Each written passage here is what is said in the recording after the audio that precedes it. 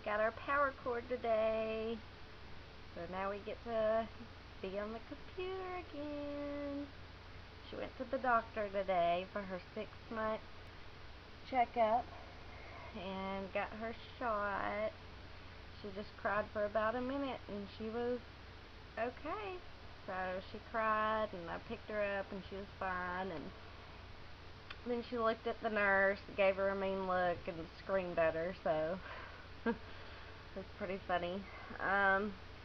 She is 17 pounds, 13 ounces, and 27 1/4 inches long, and she's in the 90th percentile for everything, so she's a big girl, but she's proportionate, and he thinks that she's going to be very tall when she gets older, so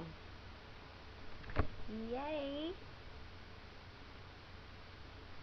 She's asleep right now, so I'm going to get a video up of her eating for the first time, which was Friday, and she eats every night around 6:30, and yeah, doctor said she's doing great, so I'll show y'all her. She's still in her car seat. I just got in and just got my power cord, so